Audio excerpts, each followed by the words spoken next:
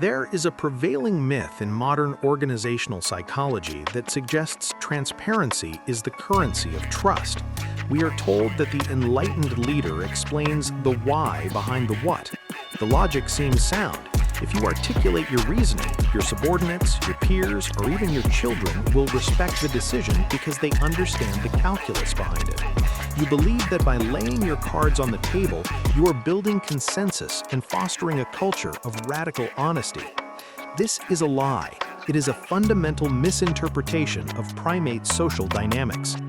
Observe the behavior of high-functioning dominance hierarchies in nature.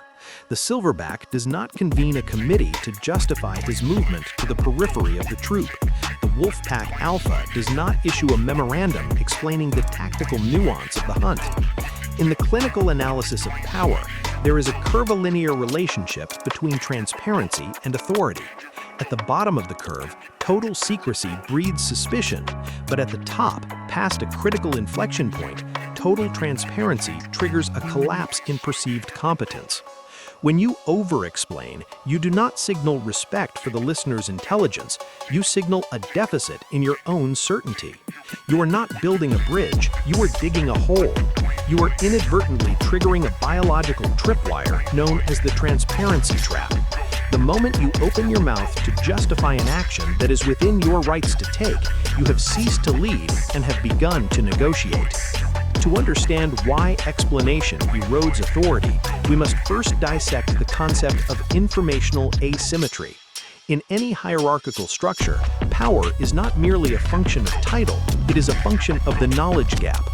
Informational asymmetry is not a flaw in the system to be corrected, it is the structural support beam of leadership.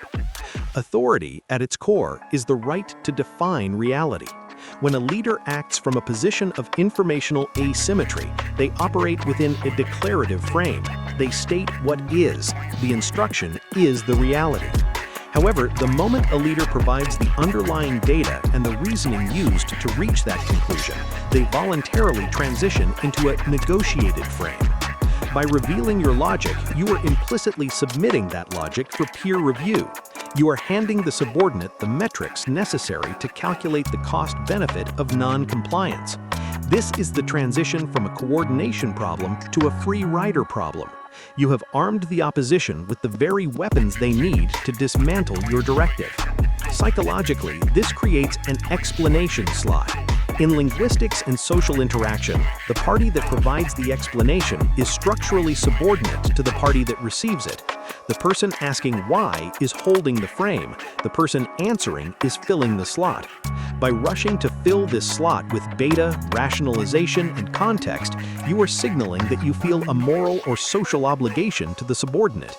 You are effectively asking for permission to be in charge. Deepening the analysis requires us to look at costly signaling theory and the handicap principle, concepts derived from evolutionary biology. A signal is only considered honest or reliable if it is costly to produce. Explanation is a cheap signal. Words are metabolically free. Any individual, regardless of status, can generate a stream of justifications. Therefore, verbosity is often processed as a low status marker. It is the Babel hypothesis in reverse. While frequent speech can draw attention, defensive speech drains status. Conversely, silence is a costly signal. It is a handicap.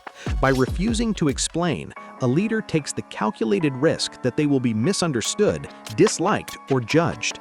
Only a high-quality leader, one who is supremely confident in their underlying power and competence, can afford the cost of being misunderstood. Thus, the refusal to justify is an honest signal of extreme competence. It implies that the decision is so robust it requires no secondary scaffolding. This dynamic is hardwired into the neurobiology of the observer. We must look at the dual hormone hypothesis, which maps perceived authority to the ratio of testosterone to cortisol. Testosterone drives status-seeking and decisiveness. Cortisol is the stress hormone released in response to threat or anxiety. When a leader over-explains, they are often unconsciously soothing their own anxiety regarding the group's reaction. They are attempting to preempt conflict. However, the human brain is an exquisitely sensitive detector of cortisol signaling. When a follower watches a leader engage in powerless language, using hedges, intensifiers, and circular logic to justify a command, their ventrolateral prefrontal cortex activates. They do not detect openness, they detect stress. They detect a cortisol spike. The follower's brain intuitively understands that a leader who is afraid of the group's judgment is a leader who is fundamentally insecure in their rank. The dominance switch in the observer's dorsomedial prefrontal cortex flips off. You have not gained their trust through your transparency. You have triggered their instinct for dominance challenge. You have shown them that your reality is malleable, and in doing so, you have invited them to break it. If we strip away the moralisms of modern management and look at the structural mechanics of hierarchy, we encounter the principle of informational asymmetry. In any dominance hierarchy, the leader is not just a decision maker. They are the primary interpreter of reality. This authority relies on a specific imbalance. When a leader possesses private knowledge, they maintain what game theorists call defection prevention. Recent studies on leadership and coordination reveal a stark truth. When followers have access to the exact same data as the leader, the coordination problem transitions into a free rider problem. By maintaining informational asymmetry, a leader deprives subordinates of the metrics necessary to calculate the cost-benefit analysis of non-compliance. When you explain your reasoning in full, you effectively hand your subordinates the calculator they need to audit your leadership. You allow them to check your math. This destroys the declarative frame. In a declarative frame, the leader states what is. When you over-explain, you shift into a negotiated frame, suggesting what might be, pending the group's approval of your logic. You have moved from defining reality to suggesting a hypothesis. You are no longer the sole interpreter of the mission. You are merely a peer with a suggestion, waiting for consensus. In the cold logic of power, consensus is not a leadership strategy. It is a dilution of accountability. Furthermore, the obsession with transparency creates a feedback loop known as the transparency paradox. Research by Ethan Bernstein at Harvard uncovered a counterintuitive mechanism. Total visibility leads to inadvertent opacity. When a system or a leader demands or offers total transparency, human behavior shifts from functional to performative. When you explain every move, you signal that every move is subject to scrutiny. Subordinates, sensing this hyper-awareness, begin to game the system. They hide their actual thoughts and present only the data that aligns with your explanation. Ironically, the leader who explains everything and demands everything be explained to them loses the ability to see the truth. You are left with a theater of metrics, a sanitized performative reality that hides the actual operational friction. By refusing to let the mystery of authority exist, you blind yourself to the organic reality of the group. To reclaim the neurobiological and structural advantage, you must operationalize these insights. We do not rely on intuition, we rely on the mechanics of costly signaling and status hierarchies. Here are the 3 protocols for re-establishing authority through strategic opacity. Protocol 1. Enforce the declarative frame. You must systematically eliminate powerless language from your lexicon.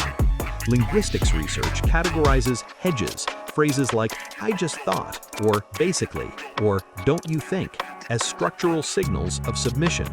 These are linguistic buffers designed to soften the blow of your own authority. Stop using them. When you issue a directive, the directive is the explanation. Do not offer the why unless it is operationally critical for execution. The why is your burden. The what is their task. Protocol 2. Master strategic opacity. Understand the curvilinear relationship between trust and transparency. Low transparency breeds suspicion, but high transparency breeds contempt. You must inhabit the middle ground, strategic opacity. Provide enough information to satisfy the immediate curiosity and allow for execution, but never enough to allow for a comprehensive critique of your internal state. You are managing legibility. If you are too legible, you are easily read, and once read, you can be discarded. Retain the opacity of mind. This forces the follower to mentalize, to spend cognitive energy trying to understand you, which keeps the dominance dynamic firmly in your favor. Protocol 3, the silence handicap. Embrace the costly signal of silence. In the babble of modern communication, the person who speaks the least draws the most cognitive weight. This is the Lacanian ideal. When you are misunderstood, resist the cortisol-driven urge to correct the record immediately. Let the misunderstanding sit. Let the silence become heavy. A leader who is secure in their competence can afford the risk of being misunderstood. By refusing to rush into the explanation slot, you signal that your status is independent of their approval. You demonstrate that your reality is self-evident and requires no defense.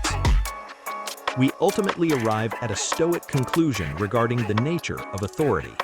The modern urge to explain is born of a desire for connection, a wish to be understood, to be seen as fair, to be liked. But leadership is not a popularity contest. It is a burden of responsibility. The transparency trap is the delusion that if you just explain yourself well enough, you can remove the friction of leadership. You cannot. The friction is the point. Authority is maintained not by the content of your explanation, but by the absence of your need for one.